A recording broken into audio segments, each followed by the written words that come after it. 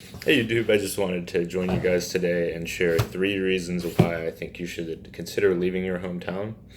It's a big decision for a lot of people because here in the United States, I think we tend to be a somewhat conservative country, and that tends to lead to people relying on their families a lot.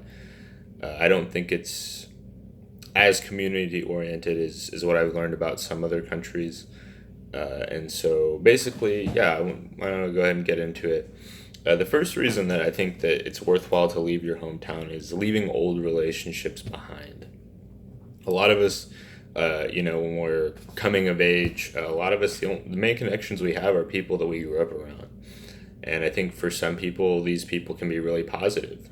You're surrounded by leaders in your community, people that help set ethical standards in the community, and basically they provide a sort of a role model experience or a mentorship type of experience where you can see they might not be doing exactly what you want to do, but they're able to provide you a sort of template.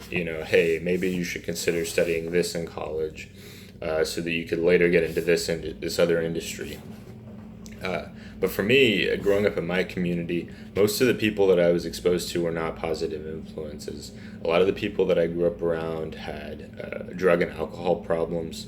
They tended to spend their weekends and their free times drinking, doing drugs, engaging with sort of trash content, things like Jerry Springer. These types of things are. They can distract you from your problems, and for some people their problems are so extreme. In my case, I can attest to that there were many times where I just wanted to get into a video game and totally disconnect from the pain in my life.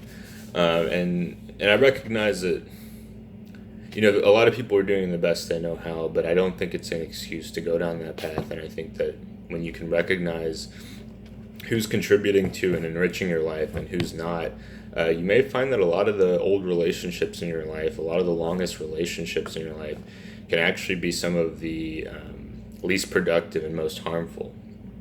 I learned this, kind of the hard way, where I started to realize some of the most important adults in my life actually did not have their lives together. They, whether it be financial struggle or interpersonal struggle, they had some pretty glaring flaws that I felt like they had opportunities to correct and chose not to.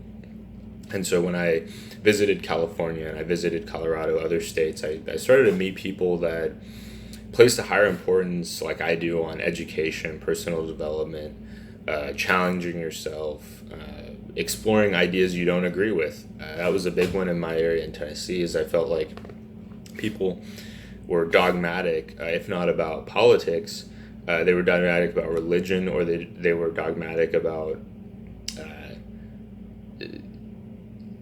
something. Basically they had some black and white type of philosophy, and they didn't feel like there was any gray area, and they didn't feel like there were opportunities to learn from people that felt differently from them. And I don't feel like that's the case in other parts of the country. Now, there may be areas in your area of the country where you grew up where you feel like there are other problems, and that's okay too. I think that that's one of the beautiful things about living in the United States, is that we have the opportunity to check out different geographical areas, whether it be the West or the East or the Midwest, the South. Even Hawaii and Alaska provide unique experiences that you don't have to get a passport for. And so these are things to think about. What kind of lifestyle do you want to build? A lot of people, I think, maybe get stuck in the day-to-day, and they struggle with the planning aspect of things. And I think that if they had a better picture of what they were aiming for, it might be easier to accrue the finances or the relationships or the skill sets to obtain more of what they actually want. Two is moving on from bad memories. It's something that you can't really change, actually. Our past, a lot of people say you can't change the past, and I think one of the things that we don't connect to that is the memories and the habits built into the past. For me, I had a pretty tragic time growing up. I lost my mom when I was 8 years old. My dad died when I was 11 years old. I didn't really know my dad that well. I was actually being raised by my grandmother after my mom passed away. And so on a somewhat regular basis, I would find myself, inevitably driving by, one of the old houses that I grew up in, and kind of being taken back to some of these, abusive or tragic situations. And it was really triggering to me to have these type of experiences, and to sort of feel like I was just stuck repeating the same sorts of experiences over and over again, because I'd take that anger, that sadness, and I'd bring it into my own interpersonal relationships. And it was kind of a vicious cycle where I felt like I was just reliving my past over and over and over again. Another thing is, I got into several different car accidents throughout my youth. And so I, happened upon those. And because, a place like Tennessee, you can't live without a car, I just felt angry all the time. Angry from being reminded of, I'm stuck in traffic, and it's stop and go. And when I grew up there, it wasn't like that. It was, there were a lot less people in Tennessee. And so it was bad memories compounded by the fact that people, come into the area. They're obviously, a lot of them are successful or looking for success. And it's just hard to integrate your past experiences with the new experiences of incoming residents. And I just felt like my culture did not really mesh as well in Tennessee as some of the other people. Third, start a fresh life. I've talked about leaving old relationships behind, leaving bad memories behind. The great thing about living in California for me is that nobody knows my past.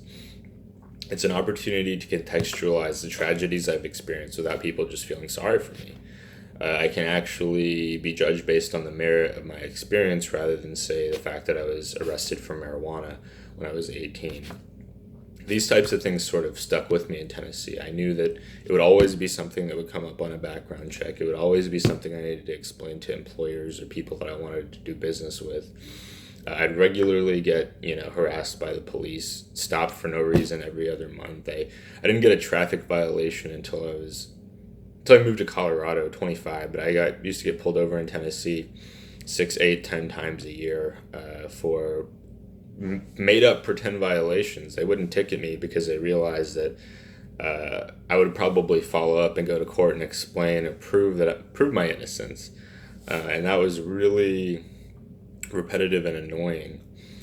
The great thing about California is they really value education. In Tennessee, I had high school, public teachers that would regularly try to dismiss evolution and other really integral parts of science that are sort of serve as a foundation to understand other sciences. And that cripples students in Tennessee from having the educational advantage of living in the United States. We often talk about how great education in the United States is, but I think that, we have to add a caveat to that often it's private education or living in areas that are nice, but actually the majority of people not living in educated areas suffer from this